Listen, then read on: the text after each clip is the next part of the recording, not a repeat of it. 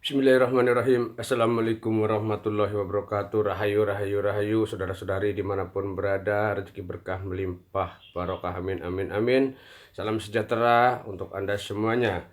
Kembali lagi kutip-kutip baca-baca kisah Nabi dan Rasul. Kisah nyata 25 Nabi dan Rasul disertai pengetahuan akidah Islam. Oke teman-teman, kita kemarin kisah Nabi Nuh ya. Yang sedikit kita kutip ke belakang. Jadi ini kisah beliau ya. Dakwah Nabi Nuh dilakukan dengan giat siang dan malam, baik secara sembunyi-sembunyi maupun terang-terangan. Beliau termasuk orang yang cerdas, fasih berbicara, tajam pemikirannya, pandai berdiskusi, bersifat sabar dan tenang. Ini bagian-bagian terpenting ini teman ya, yang luar biasa menurut saya. Jadi umur beliau waktu diangkat menjadi Rasul begitu. Nabi Nuh diangkat menjadi Rasul ketika berusia 450 tahun. Nah, nih 450 tahun teman. Dan wafat pada usia 950 tahun. Oke. Dengan demikian Nabi Nuh berdakwah kepada umatnya selama 5 abad atau 500 tahun. Oke teman, itu kita kutip ke belakang kemarin ya. Lalu saking giatnya dimusuhi oleh orang-orang saudagar-saudagar beliau, jadi kaum bangsawan sangat diintimidasi, lebih kurangnya seperti itu, untuk berhenti berdakwah begitu.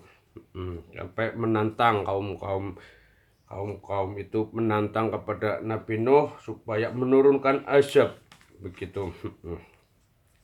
Oke, kita lanjut ya teman-teman.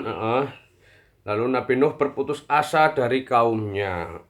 Selama 500 tahun lebih kurang pengikutnya hanya tidak lebih dari 100 orang, itu diceritakan seperti itu, dikisahkan ya teman. Setelah dakwah yang disampaikan menemui jalan buntu. Oke, nih kisahnya dimulai ya teman. Lanjut kisah Nabi Nuh alaihissalam. Semoga bermanfaat, bisa diambil intisarinya. Tidak bermaksud menyudutkan pihak manapun ya, dan mohon maaf sebelumnya apabila ada salah lafaz kata dan bahasa.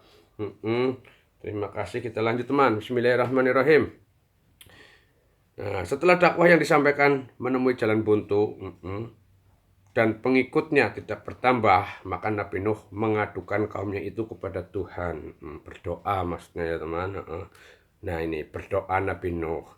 Ya Tuhanku, janganlah engkau biarkan seorang pun di antara orang-orang kafir itu tinggal di atas permukaan bumi. Sesungguhnya jika engkau biarkan mereka tinggal, niscaya mereka akan menyesatkan hamba-hambamu, dan mereka tidak akan melahirkan selain anak yang membuat maksiat lagi sangat kafir. Oke, ini doanya. Allah mengabulkan doa Nabi Nuh. Allah memberi petunjuk agar Nabi Nuh membuat kapal yang sangat besar. Dengan perahu itu Nabi Nuh dan kaumnya yang beriman akan selamat, sedang kaumnya yang ingkar akan ditenggelamkan dengan banjir yang sangat besar, sehingga tak seorang pun dari mereka ada yang selamat. Oke, semua akan binasa. Selagi Nabi Nuh dan pengikutnya membuat kapal di atas bukit, kaumnya yang ingkar mengolok-olok dan mengeceknya. Lihat, Nuh semakin gila saja, itu kata orang-orang kafir ya.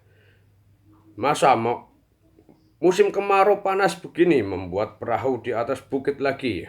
Sungguh dia sudah miring otaknya. Ini kata orang-orang kafirnya ini teman.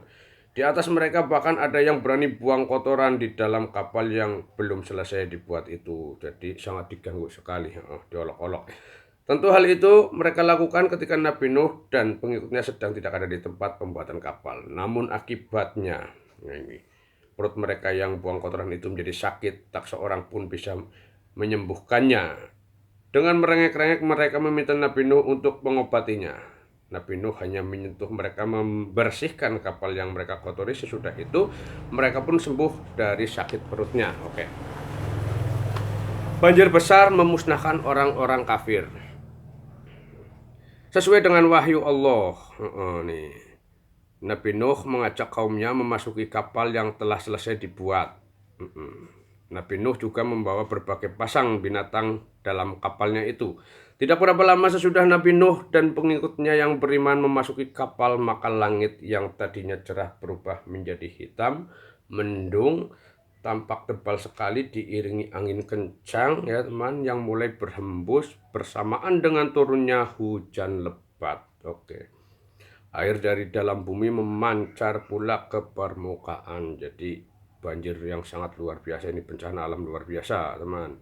Hujan turun dengan lebatnya. Belum pernah ada hujan turun selebat itu, bagaikan dicurahkan dari atas langit.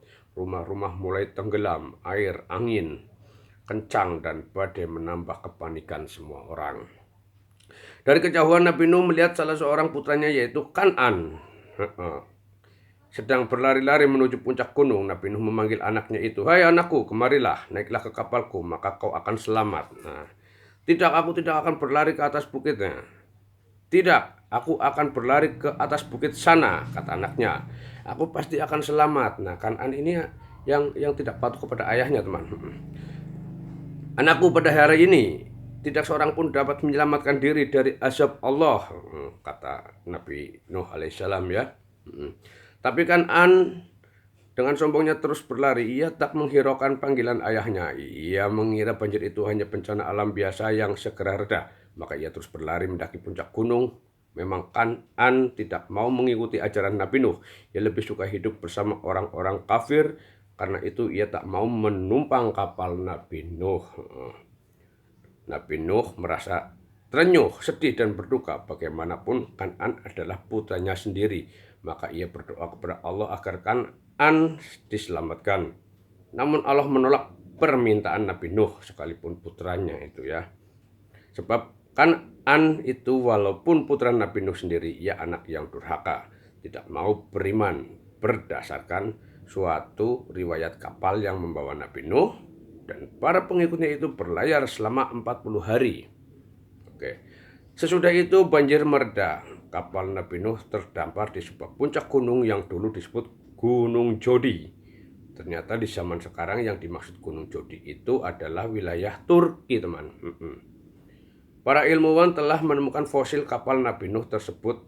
Nah, itu yang diyakini mungkin ya, teman. Dengan demikian agama bukanlah dongeng belaka. Agama adalah keyakinan yang benar. Cerita tentang para nabi dan rasul adalah benar. Ya, sejarah apa yang diceritakan kisah-kisah Islam lewat apa kisah para nabinya wajib kita imani ya teman. Itu kisah nyata untuk tuntunan hidup kita ya, lebih kurangnya seperti itu, maaf. Nabi Nuh akan mengikutinya diperintahkan turun dari kapalnya. Demikian pula beraneka pasang binatang yang ada di dalam kapal. Jadi setelah sampai di bukit Gunung Jodi itu ya, di Turki itu pada turun penumpangnya. Dengan demikian binasalah orang-orang kafir yang menentang Nabi Nuh atau kaumnya di tempatnya yang terkena banjir itu. Hanya para pengikut Nabi Nuh yang hidup dan menempati bumi sebagai penghuninya. Oke. Sampai di sini teman-teman, semoga bermanfaat. Semoga bisa diambil intisari dari kisah Nabi Nuh alaihi salam. Semoga bermanfaat untuk kita semua kembali mengingat pelajaran dulu ya, lewat buku ini yang diterbitkan oleh dua media dan tertulis Cecep Ihsani SAG. Oke, semoga bermanfaat untuk kita semua. Sekali lagi mohon maaf apabila ada salah-salah kata, lafaz dan bahasa. Kepada teman-teman semua, doa dari saya semoga Anda diberi kesehatan selalu ya, yang sakit semoga disembuhkan,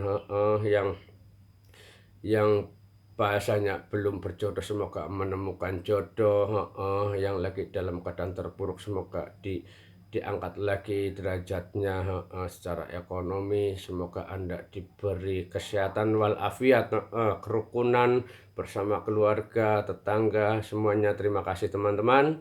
Salam rahayu, rahayu, rahayu. Kinayungan panjang umur, rezeki berkah melimpah barokah. Amin, amin, amin. Wassalamualaikum warahmatullahi wabarakatuh.